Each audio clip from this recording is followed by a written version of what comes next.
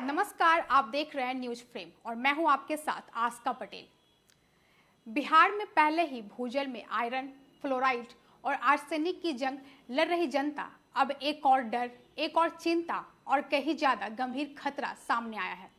अब बात सिर्फ पानी तक सीमित नहीं, बात मां के दूध तक पहुंच चुकी है।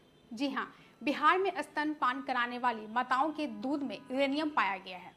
ये कोई सोशल मीडिया की अफवाह नहीं, ये कोई अपुष्ट दावा नहीं, ये शोध किया है एम्स दिल्ली, महावीर कैंसर संस्थान पटना और नाइपर जैसे देश के शीर्ष संस्थानों ने, और इसकी रिपोर्ट छपी है दुनिया की सबसे प्रतिष्ठित साइंस जर्नल नेचर में।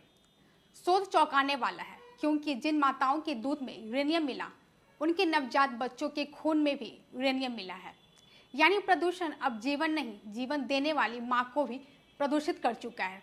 2021 से 2024 के बीच बिहार के 6 जिलों भोजपुर, कटिहार, नालंदा, खगड़िया, समस्तीपुर और बेगूसराय में 17 से 35 साल की 40 स्तनपान कराने वाली महिलाओं पर अध्ययन किया गया और सुनिए, 40 में से 40 सैंपल में यूरेनियम पाया गया, यानी 100% महिलाएं प्रदूषित थीं। सबसे ज्यादा यूरेनियम मिला कटिहार में 5.25 माइक्रोग्राम प्रति लीटर तक।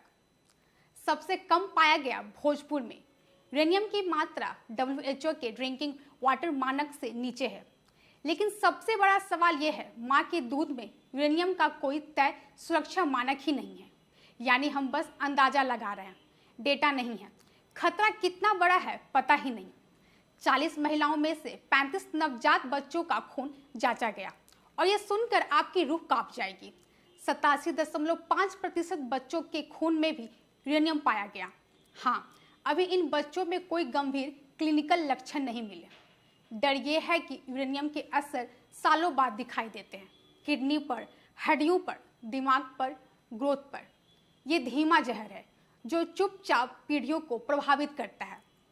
बिहार के भूजल में पहले से ही आयरन, फ्लोराइड और आर्सेनिक मानक से ज्यादा है, खासकर बक्सर से भागलपुर तक गंगा किनारे बसे जिलों में और कई अन्य इलाकों में भूजल पहले से ही प्रदूषित है। 2 साल पहले राज्य के 11 जिलों में पानी में यूरेनियम की मात्रा 50 माइक्रोग्राम प्रति लीटर से भी ज्यादा मिली। यानी समस्या नई नहीं, हम पहले से ही चेतावनी की रेखा पार कर चुके हैं। एक और बड़ा खुलासा, पेयजल ही नहीं, फूड चेन तक प्रदूषित है। चावल, गेहूं और आलू में आर्सेनिक मौजूद है। पके हुए चावल में कच्चे चावल से ज्यादा आर्सेनिक मिला है। अब शोधकर्ता कह रहे हैं, जिस तरह आर्सेनिक खाने और पानी से शरीर में गया, वैसे ही यूरेनियम भी भोजन और भूजल के जरिए माताओं के शरीर में पहुंच सकता है। यानी हमारी प्लेट, हमारा खेत और हमारा पानी, सब तरफ से जहर चुपचाप आपके जीवन में घुल रहा है। महावीर कैंसर संस्थान की डायरेक्टर डॉक्टर मनीषा का कहना है, मां का दूध अमृत है, ब्रेस्ट फीडिंग बंद करने की कोई जरूरत नहीं। लेकिन जो बात अकादमिक रूप से कही जा रही है, वो प्रशासनिक स्तर पर सवाल खड़ी कर रही है। क्या सरकार को बिहार के भूजल और कृषि में फैलते इस रेडियोधर्मी खतरे की असली जांच नहीं करनी चाहिए?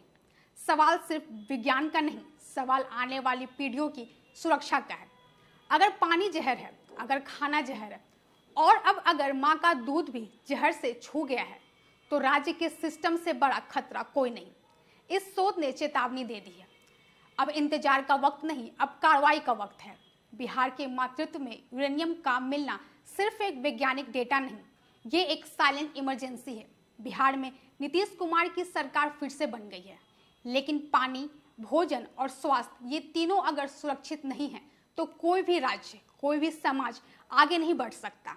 हम इस मुद्दे पर डेटा, शोध और सरकारी प्रतिक्रियाओं को लगातार ट्रैक करते रहेंगे। फिलहाल बस इतना ही। अब हमें दीजिए इजाजत। धन्यवाद।